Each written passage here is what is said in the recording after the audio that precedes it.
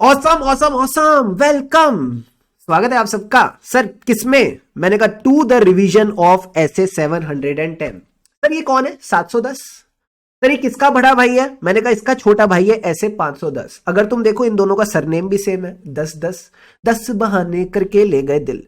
तो दोनों का सरनेम सेम है और दोनों बातें भी लगभग सिमिलर ही करते हैं। मतलब ऐसे 510 क्या था sir? I for initial audit engagement, O for opening balances. So initial audit engagement, opening balances, तो जो ओपनिंग बैलेंसेस होते हैं उनको अपन चेक वेक करते थे जब हम पहली बार इस कंपनी को ऑडिट करते थे। तो सर 710 किसकी बात करता है? ये भी एक सिमिलर कॉन्सेप्ट की बात करता है। सर सिमिलर कॉन्सेप्ट क्या है? Comparative information. Comparative information comparative information का क्या मतलब है? आप जब बैलेंस शीट बनाते हो तो क्या 31 मार्च 2024 की फिगर दिखाते हो? हाँ सर। क्या इसी के साथ आप कंपैरिजन के लिए 31 मार्च 23 की फिगर भी डालते हो? हाँ, वही तो कंपैरेटिव इंफॉर्मेशन है। तो जैसे आप ओपनिंग बैलेंसेस में क्या बोलते थे, अमाउंट्स भी आएंगी, डिस्क्लोजर भी आएंगे, तो इसी तरह इसमें भी प्रायर पीरियड के अमाउंट्स और डिस्क्लोजर दोनों आते हैं। तो अपना दिल बड़ा रखना, ऐसा मत बोलना सिर्फ अमाउंट्स लेंगे, नहीं, जो इनके लिए रिगार्डिंग रेलिवेंट डिस्क्लोजर है वो भी इसमें आते हैं। ठीक है? ठीक है सर। अब सर इसके ऑडिट प्रोसीजर्स क्या होंगे? अंदर की बात बता रहा हूं, सेम टू सेम है, किसी को बताना मत, एकदम सेम टू सेम है। जो 510 में पढ़े थे वही 710 में है। क्या बात कर रहे हो सर? हाँ, 510 में पहला प्रोसीजर क्या था? Opening balances have been correctly brought forward. अब यहां पे जो वर्ड है कंपैरेटिव इंफॉर्मेशन यूज होता है। सर क्यों? अरे क्योंकि 510 का नाम ही ओपनिंग बैलेंसेस था ना, तो वैसा नाम वहां यूज होता था। क्योंकि 710 का नाम कंपैरेटिव इंफॉर्मेशन है तो यहां ऐसा नाम यूज होता है। तो comparative information agrees with the amounts and disclosure of prior period. Simple सी बात है। फिर दूसरा पॉइंट किसका होता था? अकाउंटिंग पॉलिसी का। या तो जो अकाउंटिंग पॉलिसी है, जो अकाउंटिंग पॉलिसीज है, these have been consistently followed. ओ, या फिर अगर आपने इनमें कोई चेंज किया तो it has been appropriately accounted, presented, disclosed. इसको आपने प्रॉपर्ली एपीडी कर रखा है। क्या ये बेसिक बातें क्लियर है? हाँ सर। इसके बाद अपन मसाला किसका डालते थे? मटीरियल मिसस्टेटमेंट का। मतलब जब मैं कंपैरेटिव इंफॉर्मेशन वगैरह चेक वगैरह कर रहा था तब मुझे उसमें कोई मटीरियल मिसस्टेटमेंट की पॉसिबिलिटी दिखी। पक्का नहीं है, पॉसिबिलिटी है। तो अगर कोई पॉसिबिलिटी है तो इसको यकीन में बदलने के लिए कौन से प्रोसीजर करने पड़ेंगे? Additional audit procedure. Perform additional audit procedure to check whether the material misstatement agrees और नॉट। क्लियर है? क्लियर है सर। बट सर इसमें थोड़ा सा और मसाला डालो ना। मैंने कहा सुनो, सोचो तुम्हें पिछले साल के फाइनेंशियल स्टेटमेंट में मटीरियल मिसस्टेटमेंट मिल गई और तुम ही पिछले साल के ऑडिटर थे। हो, मतलब तुमने पिछले साल का ऑडिट ठीक से नहीं किया। तुमने ऑडिट रिपोर्ट इशू कर दी। इशू करने के बाद तुमको कुछ ऐसा पता चला, अगर पहले पता होता तो that you have amended your audit report, तो सर कौन सा ऐसे अट्रैक्ट हो जाएगा? ऐसे 560 लग जाएगा। तो if you were the auditor of the prior period जिसमें मटीरियल मिसस्टेटमेंट मिली है, तो which SA gets attracted? SA 560 gets attracted. You got the point और नॉट? Yes sir. अब जब 560 की बात हो रही है, लगे हाथों इसका बंधु 580 भी ले आओ। सर 580 किसकी बात करता था? Written representation. दो रिटर्न रिप्रेजेंटेशन लेंगे, एक तो कवरिंग ऑल द पीरियड्स जो हमने रिटर्न रिप्रेजेंटेशन वाले ऐसे में सीखा था, दूसरी specific return representation for prior period items which have been adjusted in the PNL. तो यही तीन स्टेप्स अपने को ध्यान में रखने हैं सर। क्या क्या? सबसे पहले तो बेसिक प्रोसीजर। बेसिक प्रोसीजर क्या है? मैंने कहा comparative information agrees with the prior period information. Very good. Accounting policy consistently followed. अगर कंसिस्टेंटली फॉलोड नहीं है तो उसके जो चेंजेस है they are appropriately accounted, presented, disclosed. अगर कोई मटीरियल मिसस्टेटमेंट की फील आ रही है तो एडिशनल प्रोसीजर चेक करके करो कि एग्जिस्ट करती है कि नहीं। अगर तुम ही पिछले साल के ऑडिटर थे तो 560 लग जाएगा और 580 की दो रिटर्न रिप्रेजेंटेशन। क्या ये पूरी समरी क्लियर है? हाँ सर। अब इसके बाद सर हमने कॉन्सेप्ट डिस्कस किया, किसका? Corresponding figure. मतलब एक बात ध्यान रखना, कंपैरेटिव इंफॉर्मेशन दो प्रकार की होती है सर। कौन कौन से? एक तो कॉरेस्पॉन्डिंग फिगर, एक कंपैरेटिव फाइनेंशियल स्टेटमेंट। इंडिया में कौन सा चलता है सर? Corresponding figure. जो हमारा इंडिया है, हमारा भारत देश, वहां इसमें चलता है सर कॉरेस्पॉन्डिंग फिगर।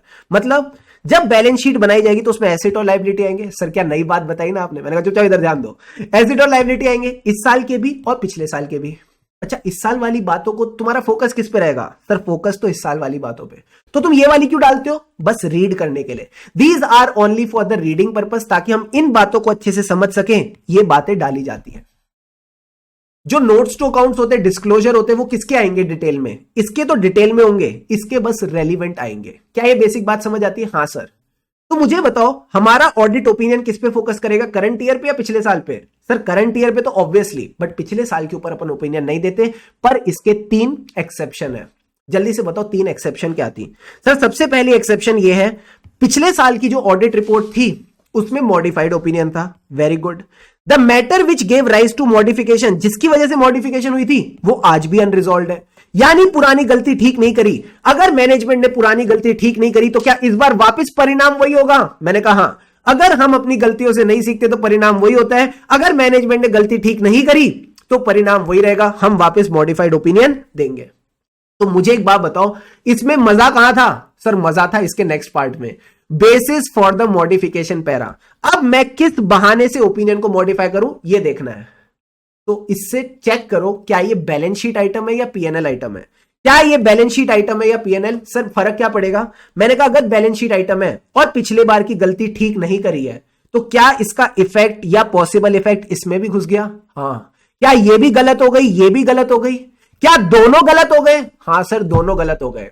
तो when you are modifying your report basis of modification में क्या करेंगे? Refer to both, refer to both, that is the corresponding figure as well as the current year figure. And आप बोलोगे जो इसका effect या possible effect घुसा है इसमें करंट ईयर फिगर में, दैट इज मटेरियल। जो मैंने तुमको पिक्टोरियल दिखाया बस उसको अंग्रेजी में लिखना है। क्लियर है? क्लियर है सर। सर ये बात पीएनएल में तो नहीं हो सकती, क्यों? क्योंकि ये फिगर अलग है, ये फिगर अलग है। तो दिक्कत कहां है? सर दिक्कत है कंपैरेबिलिटी में। दिक्कत कहां है? मैंने कहा दिक्कत है कंपैरेबिलिटी में। गगन वाला एग्जांपल याद रखना। सर गगन वाला एग्जांपल क्या था? मैंने कहा गगन वाले एग्जांपल में बस तुमको ध्यान रखना है कि अगर आप सही को गलत से कंपेयर करते हो तो वो भी गलत हो जाता है। तो आप बोलोगे we are giving a modified opinion because of the effect or possible effect on the comparability of current year with the prior period figure. Is this point clear or not? Yes sir. तो यही basic सी बात है जो यहां लिखी हुई है, same to same keyword जो मैंने भी आपको बताया। सर दूसरा केस क्या बनता है? मैंने कहा दूसरा केस बनता है ये रहा। इधर आओ, इधर इधर, हाँ पता नहीं कहां देख रहे हैं, इधर देखो। दूसरा केस क्या था? मैंने कहा दूसरे केस में भी प्रायर पीरियड फाइनेंशियल स्टेटमेंट्स में गलती तो है। दूसरे केस में भी प्रायर पीरियड फाइनेंशियल स्टेटमेंट में गलती तो थी बट पुराना ऑडिटर पकड़ नहीं पाया। That means the prior period financial statements had a unmodified opinion.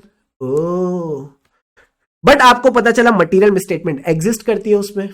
Then you need to check whether it has been resolved और अनरिजॉल्व्ड। अगर तो रिजॉल्व हो गई, जय राम जी की, एकदम बढ़िया हो गया। बट अगर अनरिजॉल्व्ड है तो मुझे बताओ क्या तुमको मटेरियल मिसस्टेटमेंट मिल चुकी है? हाँ sir.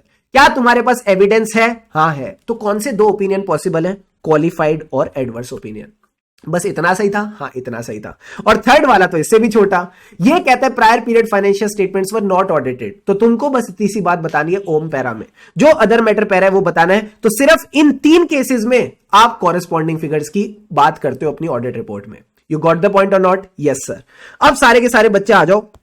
Comparative financial statement, sir इनके साथ दिक्कत क्या है? मैंने कहा इनके साथ कोई दिक्कत नहीं, बड़े प्यारे हैं। नाम से ही पता चल रहा है कंपैरेटिव, मतलब जिस तरह से इस साल के फाइनेंशियल स्टेटमेंट बने हूबहू, बोलो मेरे साथ, हूबहू उतनी ही डिटेल में पिछले साल के फाइनेंशियल स्टेटमेंट बने हैं। इनकी इज्जत उतनी ही है जितनी करंट ईयर फाइनेंशियल स्टेटमेंट की है। तो क्या ऑडिटर का ओपिनियन इनको भी रेफर करेगा? मैंने कहा हाँ, ऑडिटर का ओपिनियन करंट ईयर को भी रेफर करता है, कंपैरेटिव को भी रेफर करता है। क्या बस इतनी सी बात थी? हाँ। अब इसमें 3 स्पेशल केसेस थे। सर क्या इस बार तुम ओपिनियन किस पे दे रहे हो? करंट ईयर पे भी, कंपैरेटिव पे भी। एक बात बताओ, कंपैरेटिव पे पहले भी तो हो सकता है किसी ने कोई और ओपिनियन दिया हो। हाँ सर हो सकता है। तो क्या तुम्हारा ओपिनियन डिफरेंट हो सकता है? मैंने कहा ओपिनियन डिफरेंट हो सकता है।